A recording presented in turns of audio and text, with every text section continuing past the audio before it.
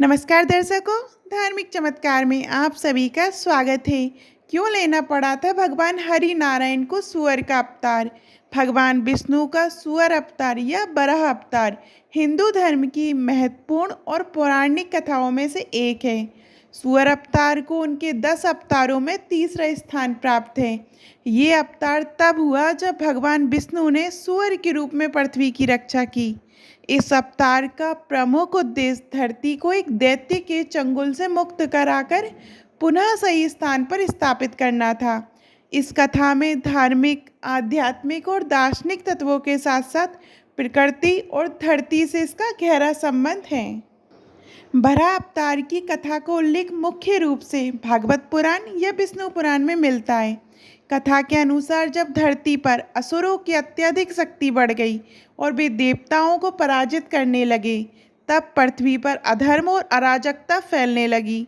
त्रेता युग के प्रारंभ में एक असुर था जिसका नाम हिरण्याक्ष था। वह महाशक्तिशाली, अत्यधिक क्रूर और अहंकारी था। हिरण्याक्ष प्रहलाद के पिता हिरण्यकश्यपु का भाई था और दोनों भाइयों ने भगवान ब्रह्मा से कठोर तपस्या करके वरदान प्राप्त किया था। हिरण्याक्ष को ये वरदान मिला था कि कोई भी देवता मानव या जानवर उसे मार नहीं सकेगा। इस वरदान के कारण वह अत्यंत अहंकारी हो गया था और उसने देवताओं को परास्त करके तीनों लोकों पर अधिकार कर लिया। हिरण्याक्ष का उद्देश्य केवल लोकों पर शासन करना ही नहीं था, बल्कि वह भगवान विष्णु से भी बदला लेना चाहता था। वह जानता था कि विष्णु ही देवताओं के संरक्षक हैं और जब तक विष्णु का अस्तित्व है तब तक देवताओं को पूर्णतः पराजित नहीं किया जा सकता। इसलिए उसने धरती को समुद्र के गर्भ में छिपाने की योजना बनाई। ये उसकी चाल थी कि अगर पृथ्वी को नष्ट कर दिया जाए तो सृष्टि का संतुलन बिगड़ जाएगा और विष्णु जी का कार्य कठिन हो जाएगा। हिरण्याक्ष ने अपनी शक्ति और अहंकार के बल पर धरती को अपने नियंत्रण में ले लिया। उसने धरती को उखाड़कर पाताल लोक में ले जाकर समुद्र में डुबो दिया। इस कारण समस्त ब्रह्मांड में असंतुलन फैल गया। पृथ्वी का समुद्र में डूब जाना एक प्रतीकात्मक घटना थी जो ये दर्शाती है कि कैसे अधर्म और असुरों का अत्याचार प्रकृति और संसार को प्रभावित करता है। धरती के डूबने से समस्त प्राणी संकट में पड़ गए और देवता भी अत्यधिक चिंतित हो गए। वे सभी भगवान विष्णु की शरण में पहुँचे और उनसे विनती की कि वे पृथ्वी की रक्षा करें। देवताओं और ऋषियों ने प्रार्थना की कि भगवान विष्णु कोई उपाय निकालें जिससे धरती को पुनः समुद्र से निकालकर सही स्थान पर स्थापित किया जा सके। भगवान विष्णु जो सृष्टि के पालनकर्ता माने जाते हैं, उन्होंने देवताओं की प्रार्थना सुनी और धरती की रक्षा के लिए एक अनोखा अवतार धारण किया। उन्होंने बराह मतलब सूअर का रूप धारण किया, जिसे बराह अवतार भी कहा जाता है। बराह एक जंगली सूअर था जिसके विशाल दांत और अद्भुत शक्ति थी।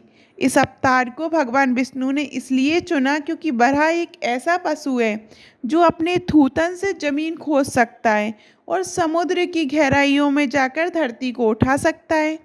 भगवान विष्णु ने बराह के रूप में जन्म लिया और तुरंत ही अपने विशाल शरीर का विस्तार किया। उनका शरीर इतना बड़ा और शक्तिशाली था कि वे आकाश तक पहुंच गए। बराह अवतार की आंखें सूर्य और चंद्रमा के समान चमकने लगीं और उनका स्वर अत्यंत गूंजता हुआ था। देवताओं और ऋषियों ने उनके स्वरूप को देखकर उनकी स्तुति की और उन्हें शक्ति प्रदान की। भगवान विष्णु ने बराह रूप में समुद्र के भीतर गहरे प्रवेश किया और धरती की खोज शुरू की। उन्होंने जैसे ही उन्होंने धरती को देखा, उन्होंने अपने दांतों पर धरती को उठा लिया और उसे समुद्र से बाहर निकालने लगे। इस दौरान हिरण्याक्ष को पता चला कि कोई उसकी योजना को विफल कर रहा है। वह तुरंत बराह के सामने पहुंचा और उन्हें चुनौती दी। हिरण्याक्ष ने भगवान विष्णु को पहचान लिया और उन्हें अपमानित करने लगा। उसने बराह अवतार का मजाक उड़ाते हुए कहा, तुम सूअर के रूप में क्यों आए हो? क्या तुम इतने कमज़ोर हो गए हो कि तुम एक साधारण सूअर बन गए? लेकिन भगवान विष्णु ने उसके शब्दों को नज़रअंदाज किया और धरती को समुद्र से निकालते रहे। हिरण्याक्ष ने अपनी शक्ति के बल पर भगवान बराह से युद्ध करने का निश्चय किया। वह अपनी गदा लेकर भगवान बराह पर आक्रमण करने लगा। दोनों के बीच भयंकर युद्ध हुआ। ये युद्ध बहुत लंबा और घोर था, जिसमें हिरण्याक्ष ने अपनी सभी शक्तियों का प्रयोग किया, लेकिन भगवान बराह के सामने वह टिक नहीं सका। भगवान विष्णु ने हिरण्याक्ष को मारने के लिए अपने बराह रूप की अद्वितीय शक्ति का उपयोग किया। अंततः उन्होंने हिरण्याक्ष को पराजित किया और अपनी गदा से उसे प्रहार कर मृत्यु के घाट उतार दिया। इस प्रकार हिरण्याक्ष का अंत हो गया और पृथ्वी पुनः सुरक्षित हो गई। हिरण्याक्ष को मारने के बाद भगवान विष्णु ने अपने बराह रूप में धरती को समुद्र से निकालकर अपने दांतों पर धारण किया। उन्होंने धरती को फिर से उसके स्थान पर स्थापित किया, जिससे सृष्टि का संतुलन पुनः वैसा ही हो गया। इसके बाद उन्होंने बराह रूप को त्याग कर अपने दिव्य स्वरूप में वापस लौट आए।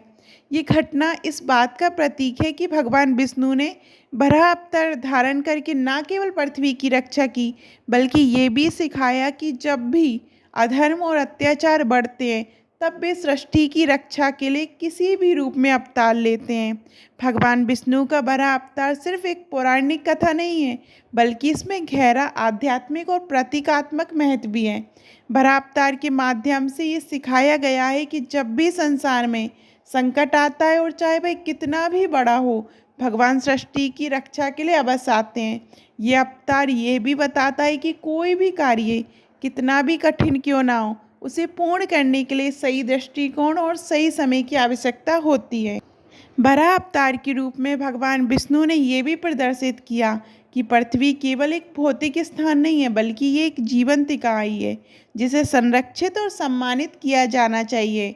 प्रकृति और पर्यावरण का सम्मान करना, उन्हें संरक्षित करना, उनके प्रति संवेदनशील रहना हमारे जीवन का महत्वपूर्ण हिस्सा होना चाहिए।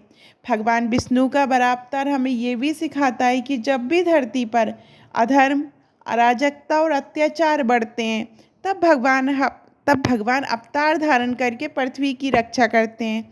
बराह अवतार केवल एक धार्मिक कथा नहीं है, बल्कि हमें ये भी सिखाती है कि हमें अपनी धरती, पर्यावरण और सृष्टि के प्रति संवेदनशील रहना चाहिए और उनकी रक्षा के लिए सदैव तैयार रहना चाहिए। आपको भगवान विष्णु के बराह अवतार की ये कथा कैसी लगी, और क्यों लेना पड़ा था भगवान हरि नारायण को बराह, या मतलब सुअर का अवतार, अब आप जान गए होंगे। और आपको ये वीडियो कैसी लगी कमेंट में ज़रूर बताइएगा। और अभी तक आपने हमारे चैनल धार्मिक चमत्कार को सब्सक्राइब नहीं किया है तो सब्सक्राइब करिएगा। धन्यवाद।